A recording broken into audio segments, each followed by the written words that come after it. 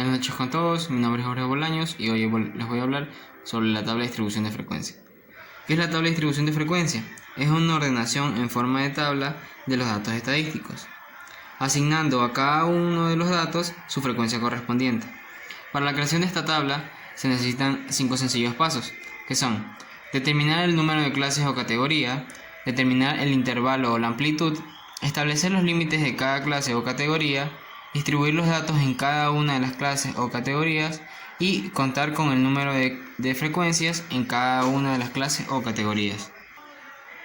Para comprender de mejor manera los pasos mencionados anteriormente, vamos a poner un pequeño y simple ejercicio, en que el enunciado dice: un almacén de electrodomésticos dispone de un parqueadero para sus clientes.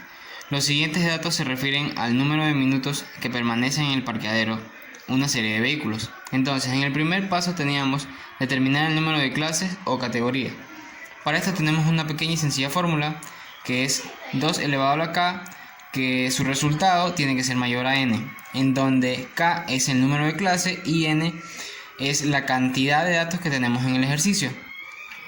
Haciendo el conteo de los datos nos da el número n, que es igual a 40. Entonces tenemos que hallar un número que elevando al 2 sea mayor a 40. En este caso es el 6, en donde 2 elevado a la sexta es igual a 64, en lo cual cumple la regla que tiene que ser mayor a 40. En el segundo paso tenemos que determinar el intervalo o la amplitud. Entonces, para esto tenemos una fórmula, que es i, el intervalo, tiene que ser mayor o igual que la diferencia entre el número mayor de datos y el número menor de datos sobre el número de clases. Regresando a la tabla propuesta en el ejercicio, vemos que el número mayor de los datos es 70 y el número menor es 12. Entonces, reemplazando los datos obtenidos, tenemos que 70, que es el número mayor, menos 12, que es el número menor, sobre el número de clases, que en este caso vendrían a ser 6. El resultado de esta operación nos da 9.66, que redondeado nos da 10. En el tercer paso tenemos que establecer los límites de cada clase. Entonces, para hacer esto necesitamos el producto del número de clases por el intervalo, que ya obtuvimos esos resultados, y la diferencia entre el límite superior y el límite inferior. Entonces, tenemos que el número de clases es 6 por el intervalo, que es 10, como resultado nos da 60, y el límite superior, que es 70, y su diferencia con el límite inferior es 12, entonces nos da 58. La diferencia de estos dos números nos da 60 menos 58, que el resultado es 2. ¿Para qué sirve este número? Nos sirve para determinar el límite inferior de nuestra clase o categoría. En el cuarto paso tenemos que distribuir los datos en cada una de las clases o categorías.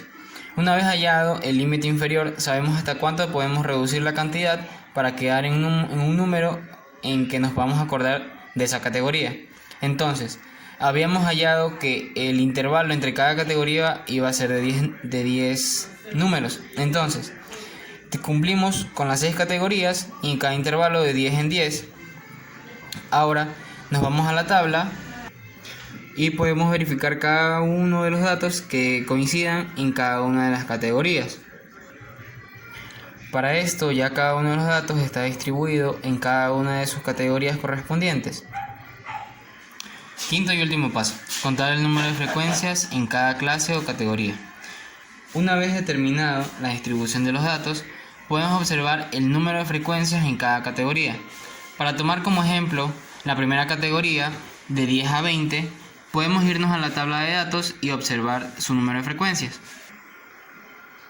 Una vez en la tabla podemos observar que los datos que entran dentro de la primera categoría son el 15, el 19 y el 12. Entonces podemos determinar que el número de frecuencias dentro de la primera categoría es 3.